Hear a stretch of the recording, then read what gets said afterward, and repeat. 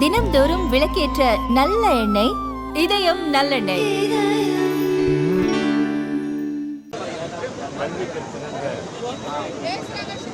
ஐயா பெருந்தலைவர் காமராசர் அவருடைய 124வது அவருடைய பிறந்த தினம் என்று சொல்லும்போது, ஐயா பெருந்தலைவர் என்று சொன்னால் தமிழ்நாட்டிலே கல்வி கண் திறந்து தமிழ்நாட்டை ஒரு தொழில் வளர்ச்சியிலே முன்னுக்கு கொண்டு வந்து, அது மட்டுமில்லாமல் தொழில்கள் வளர வேண்டும் என்பதற்காக சிறு தொழில்கள், அதே போன்று பெருந்தொழில்கள், உதாரணமாக அரசினுடைய நிறுவனங்கள், அதாவது பொதுவாகவே அரசு சார்ந்த நிறுவனங்கள், அந்த அரசு சார்ந்த நிறுவனங்கள் எல்லாம் கூட ஒரு தொழில்துறையிலே கொண்டு வர வேண்டும் என்ற வகையிலே பல்வேறு நிறுவனங்களை உருவாக்கியவர்கள். அணைகள் கட்டியவர், நீர் மேலாண்மைக்கு அதிக முக்கியத்துவம் கொடுத்து தமிழ்நாட்டை ஒரு செழிப்புமிக்க மாநிலமாக உருவாக்கிய ஒரு பெருந்தலைவர். இன்னும் சொல்ல போனால் ஏழை எளிய மக்களுடைய அந்த எண்ணங்கள், அவருடைய சிந்தனை ஓட்டங்களை அவர்கள் நிலையிலே இருந்து சிந்தித்து அதன் அடிப்படையிலே திட்டங்கள் தீட்டியதன் காரணமாகத்தான் இன்றைக்கும் பெருந்தலைவர் உலகம் போற்றக்கூடிய ஒரு மாபெரும் தலைவராக ஐயா பெருந்தலைவர் காமராசர் அவர்கள் உள்ளார்கள்.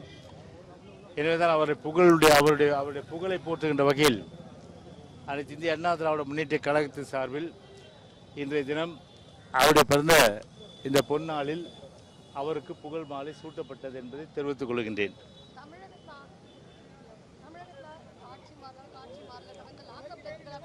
அதுதான் நல்ல அருமையான கேள்வி கேட்டீங்க.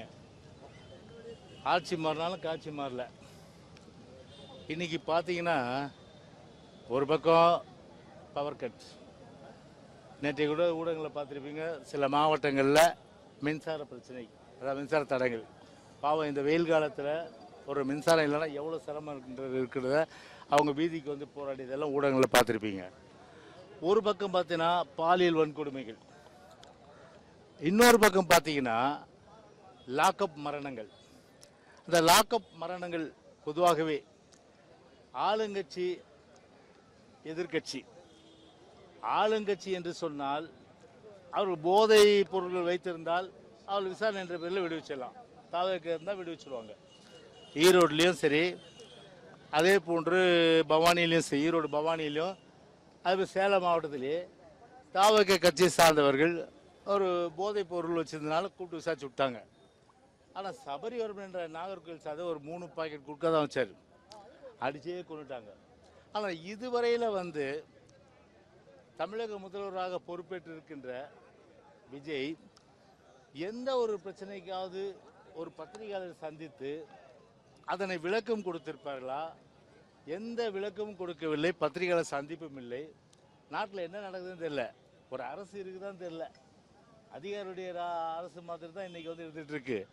பல இடங்களில் அடிப்படை கட்டமைப்பு வசதிகள் இன்னும் மேம்படுத்தப்படாமல், இன்னும் பார்த்தீங்கன்னா சாலை வசதி, தெருவிளக்கு வசதி, மின்சார வசதி, குடிநீர் வசதி, இப்படி எல்லா வசதிகளுக்கும் டெண்டர் இன்னும் போடலன்னா எப்போ இவங்க டெண்டர் ஃப்ளோட் பண்ணி எப்போ அடிப்படை வசதிகள் இன்னும் நிறைவேற்றுவாங்க? இப்போ மழைக்காலம் வேறு வருது, மழை காலத்தில் ரோடு போட முடியுமா? முடியாது.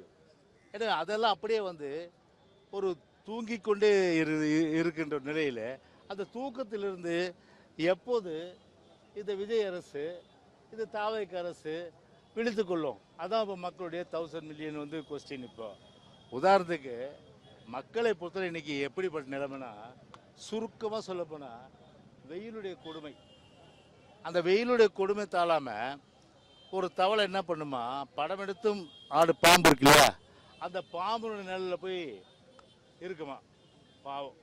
இப்படி தான் இன்னைக்கு தமிழ்நாட்டு மக்களுடைய அந்த நிலைமை, அந்த பரிதாபம். ஓகே.